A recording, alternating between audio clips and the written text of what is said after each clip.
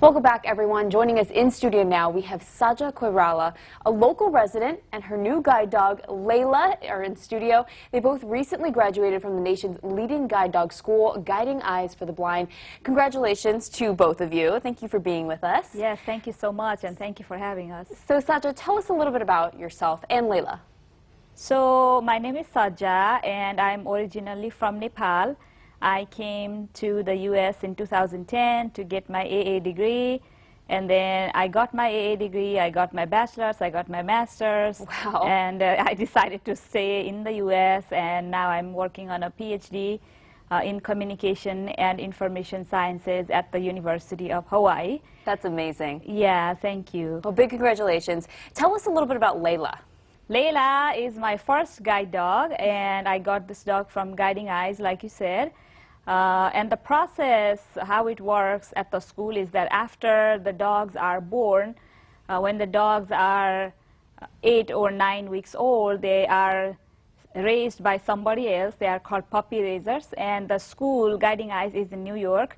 And Layla was actually raised in Massachusetts.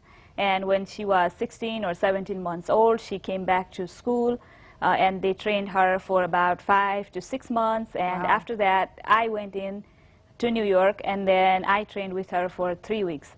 Layla is a good dog. She's very relaxed, very laid back, very pleasant. She's very easy to work with. Now, Saja, you're obviously here in studio to tell us about the program. You were telling me before we got started, though, that you weren't always a dog person necessarily. No, I was not. So in Nepal, we do have dogs, but they are primarily kept as watchdogs. They stay outside the house, they take care of the house, they bark when suspicious things are going on.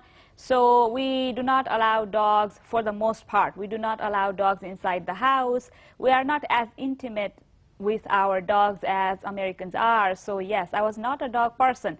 But when I came to the U.S., and I did not know that guide dogs actually existed, that dogs were used to help blind people. But when I came to the U.S., I started to learn about guide dogs. I started to make friends with people with guide dogs. And also that really fascinated me. And I started reading a lot about guide dogs. So yeah, so I decided to get a guide dog. I was not always a dog person. That's really interesting. I would have never have guessed because you guys seem so comfortable together. You said you were contemplating getting a guide dog for 7 years. That's correct. So how does it feel now to have Layla home with you? I find it unbelievable. To me, this is it. This is the ultimate American thing to do as a blind person. I will say that this is my greatest achievement in the U.S. I cannot believe I have a live trained dog with me. It feels unreal. Oh, you just gave me chills to hear that. Yeah, Layla is so well behaved. Thank you. What are some of the things that Layla does for you and helps you with? So I just got her a week ago, so I'm still learning to work with her, and she's learning to work with me in a new environment. While we did work together for 3 weeks, that was in New York, so Layla is now adjusting to the weather, to the time change, and this new atmosphere. So as of now, in a week, what I have noticed is that there are 2 things that really stood out to me when I walk with Layla. Number 1, she takes me around obstacles. I do not run into things anymore. When I walked with my cane, sometimes I would run into benches, sometimes I would run into poles, sometimes I would run into boards that have different signs, but with Layla, she just takes me around them. And number 2, and this is to me the most important advantage of having a guide dog, is that she walks me straight in a line. When I walk with my cane, sometimes I veer off to my left, sometimes I veer off to my right. With Layla, that doesn't happen. And those are the 2 things that have really stood out to me working with a guide dog. Do you feel like you've already, I know she's only been home for a week, but do you feel like you've already formed that bond with her? I do. Actually, I do. Even while we were in training, like in a week, she started to follow me around the room, everywhere I went, to the bathroom. She would actually lean against the tub and wait until I was done with my shower. Wow. So, and she does that at home too. So yes, I do feel like I have a strong bond with her. She follows me around everywhere at home, everywhere I go. See, now you're a dog person. Yes, I can't believe No. I guess I'm becoming one. Now, before we go, we also want this to be an educational moment for our viewers. So naturally, people get excited when they see a dog. What do you want them to know about how people should respond if they see a guide dog? Yeah, I really want the public to understand that these dogs are working.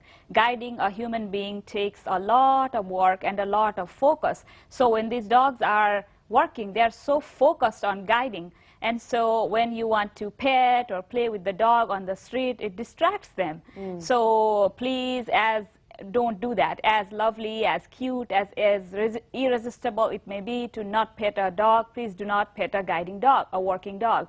Because just like how human beings, just like how we are focused at work, in the same way these dogs are focused, because when they are walking, they're actually working. So, you know, I'm not just taking, when I walk on the street with a guide dog, I'm not just, taking my dog on a leisurely walk. She's actually guiding, she's working. So refrain from the urge to pet a dog. And also, I really would prefer for public to ask me first if it's okay to pet my dog, rather than just start to pet my dog without letting me know. So, you know, if you see a blind person on the street, sometimes we can tell that someone is approaching us because we hear footsteps, but other times we cannot tell because there might be a lot of noises going on or whatever. And so if we just come and start petting my dog, that's kind of scary in a way. Yeah, you know, I can't even believe people do that in the first place. They should always ask a dog owner if they can pet. And sometimes people just bring their dogs in Layla's face, and that ticks her off, and it's very distracting. So guys, Layla is working. If you see a guide dog, you know, they're on the job. Saja, thank you so much for being with us. I learned a lot from you, and it was great to see both you and Layla in studio. Thank you so much. Bridget, send it back to you.